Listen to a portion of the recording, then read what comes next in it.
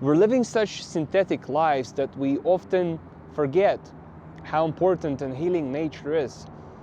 I'm right now in Las Vegas next to a beautiful greenery built next to a hotel, and if you look all around, it's not natural. It's all roads, 6-lane roads, back and forth, lots of cars and trucks, right? Everything's built, everything's artificial. It is very beautiful, right? I'm not gonna complain about the architectural beauty of it. It is truly a remarkable piece of art, a lot of these buildings, right?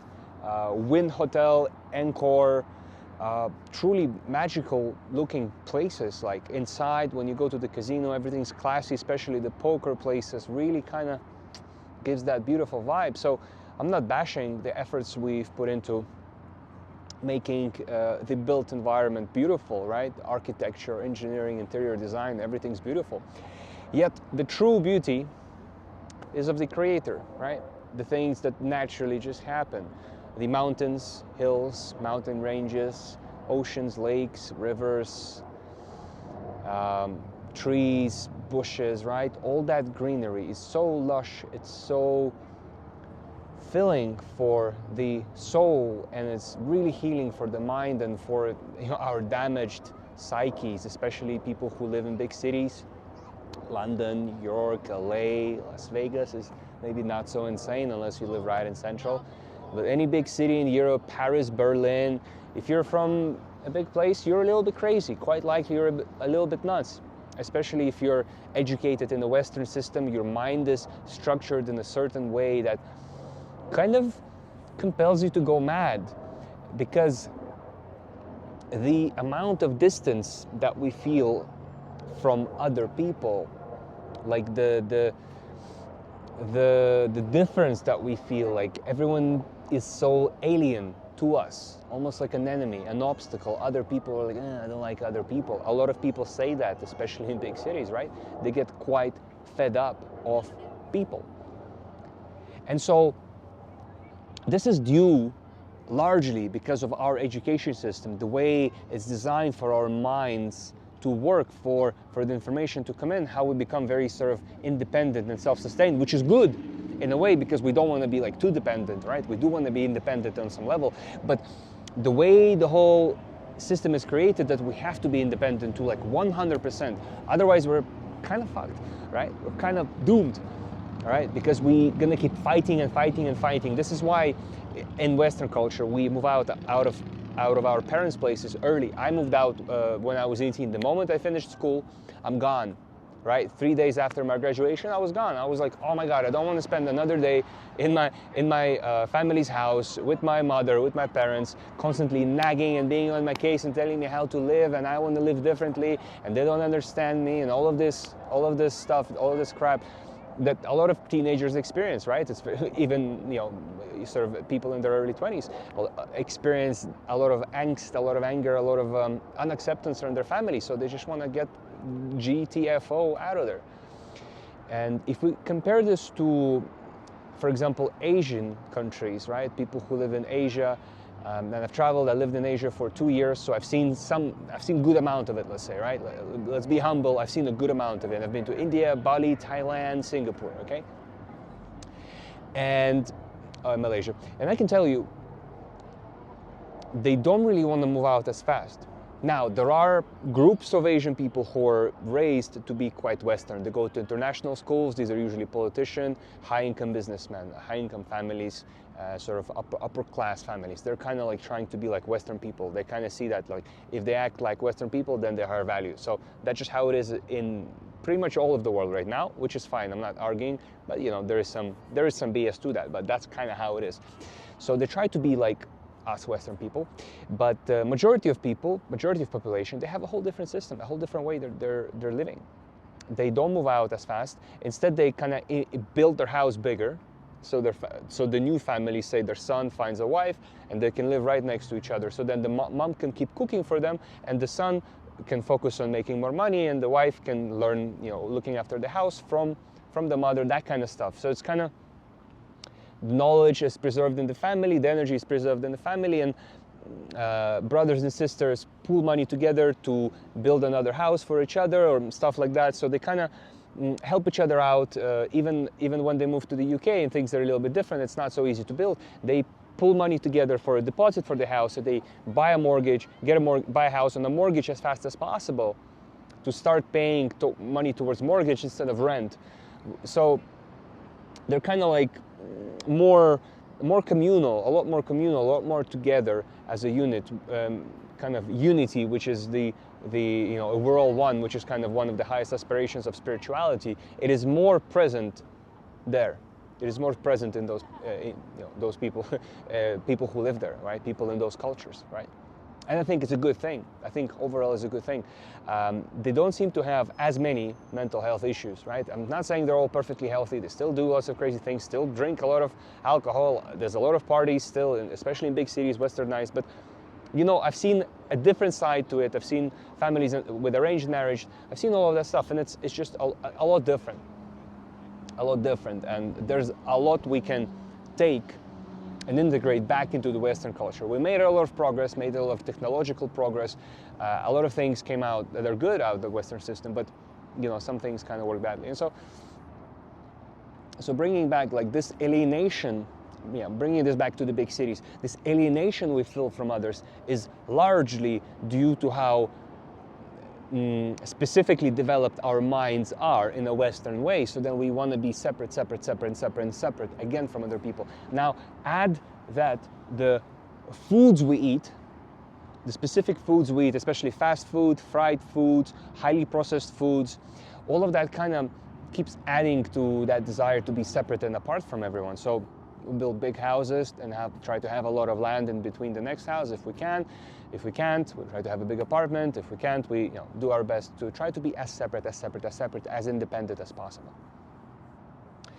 And so this alienation, together with lacking a natural environment and clean air and lack of certain noises, even talking about cars and electricity and Wi-Fi and fridges, all of these noises, they kind of keep, they're kind of there, and we kind of dull them down, but without proper kind of self-development, spiritual transformational work, I think it just keeps making us a little bit crazier and keep adding on and adding on, together with the foods, together with alcohol and cigarettes and the crazy music we're listening to, which is kind of like, if you have a look at some of the music we listen to, it's almost like,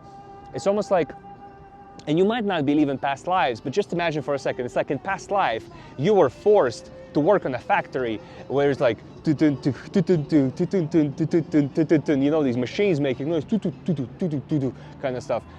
And then you end up liking some sort of hardcore, weird industrial techno in a German warehouse.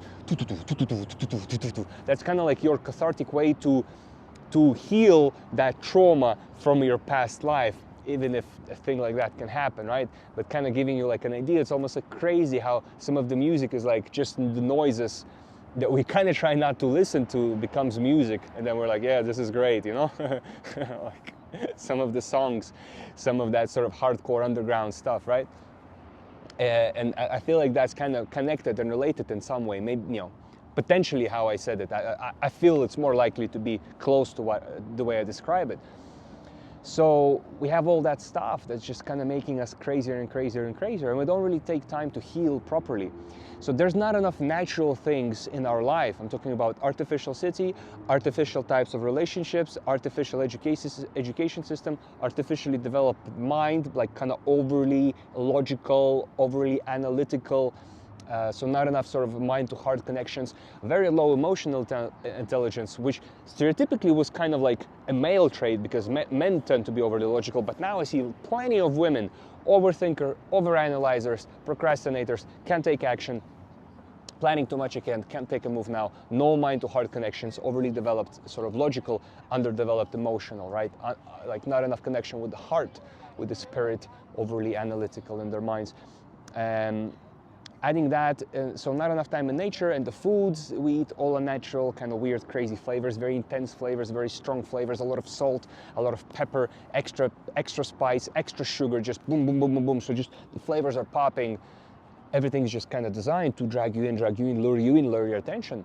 So all of these unnatural aspects of lives, even how we date, right? Like how we date, like, is by swiping on an app, and then we start by texting, which is always weird.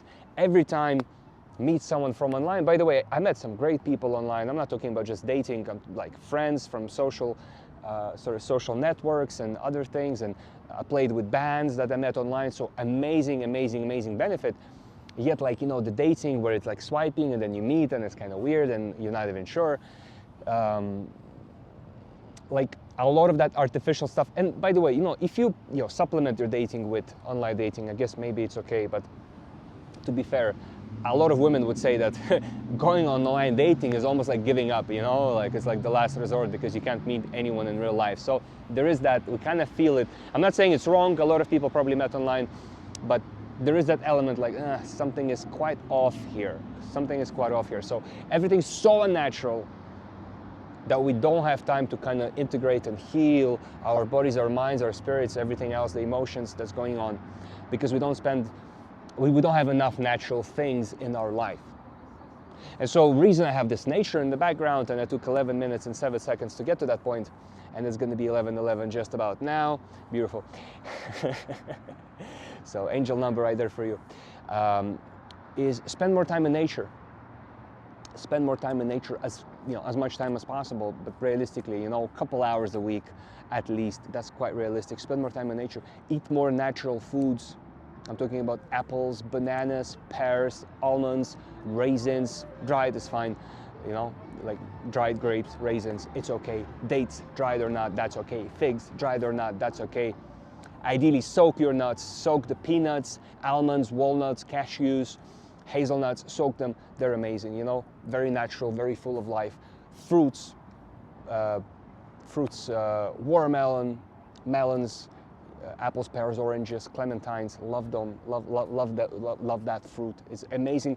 Here in the U.S., it's good quality food, good quality fruit. I'm gonna say good, like decent good. Like obviously when I lived in Bali or Thailand, it's different, right? India, different, but good quality fruit for the amount of effort it takes to get here. We have to be grateful, right? Because some stuff grows in California, but then it's expensive because it's grown in California. People need those salaries, so it's kind of like, what's cheaper, to grow it in California or grow it cheaper in Central or South America and ship it here? But it's still here. It's beautiful, right? We can, work. You can work on a job and afford fruit, right? I'm not saying have 100% fruit diet. Have more fruit. Have more natural things. Have more natural relationships. Go to, explore your hobbies. Go to interest groups. Have sort of natural friendships form in that way when you meet people in person. Still meet people online, but develop friendships, not necessarily, hookups or just trying to get laid kind of thing, which, by the way, for majority of people in the city, that's probably the only natural thing that remains, that intimacy, that sex drive, that connection through lovemaking, which is fine, right? Which is fine, but let it not be the only thing that you have to rely on, right? Create those more natural, organic, harmonious relationships, friendships, where connection is a little bit deeper on a sort of heart level, not just physical intimacy level. Allow that beauty into your life. Create that beauty in your life, those beautiful relationships. Get out of a city for some time. Allow yourself some space. Go to the beach more often. Go to the mountains, hills more often. Right? Vegas is surrounded by beautiful hills, but I think a lot of people don't really go there that often. They've been there once. They think that's enough. No, you gotta go. There's plenty of hills to explore. Probably gonna take you a good year to explore all of them, but you don't need to go through all of them. And then the rest of the United States for you. If you're in London, the same, plenty of places. And if you're in Asia, then there's just beauty everywhere, that natural thing. And if none of that is available, if type of food I'm talking about is not available for some reason, it can happen even sometimes when I travel, just some certain foods are not available. Funny enough, even in Asia, in some supermarkets, all they have is just packaged, ultra-processed, weird stuff. And it's like, okay, I guess I'll eat a couple cookies and a slice of bread and a pot noodle, or, I don't have time to boil rice potentially, or maybe don't have a kitchen. So yeah, and that's okay, it can happen. And then the most natural thing you can do is just some breath awareness, right? Breath awareness meditation. It sounds so boring, Alex. We just sit and watch my breath. That's so boring. Yeah, breath awareness meditation. The most natural state of being. It actually goes before everything else I mentioned. It goes before nature, it goes before natural friendships, it goes before natural food, is natural, your natural state of being is breath awareness. Breath is happening and awareness is always there. If you're unaware, like, well, you know, you're clueless, you're unable to, we'll be unable to talk to you. So you're able to watch this video, you're aware to some degree. If you watch so far, you're definitely aware to some good level. Breath awareness. Breath awareness. Breath awareness. Breath awareness. I'm gonna keep saying it until you really just be aware of the breath. It's just happening. And that is the most natural state. Maybe there's states deeper, but in my meditation, I went pretty deep, but breath awareness is the access to the deeper states. It starts there. If you're into non-duality, you'll argue with me, but that's okay. For most people, breath awareness is not even available for most people. It's for select few, breath awareness. And you made it so far, so that's for you. Breath awareness is for you. This is a good access. You know, you can combine that with non-duality, but breath awareness. If you like to live life on full, breath awareness. If you like adventures, breath awareness. If you like to dance, breath awareness. If you like to sing, breath awareness. If you like to draw, breath awareness. If you like to write, breath awareness. If you like to record videos, breath awareness. If you like to edit videos, breath awareness. If you like to argue, breath awareness. If you like to drive, breath awareness. If you like to run, breath awareness. If you like sports, breath awareness. If you like poker, breath awareness. If you like to breathe, breath awareness. All of these things I've listed are designed to help you to come to your most inner natural state, breath awareness, and be connected. Be connected. Be connected.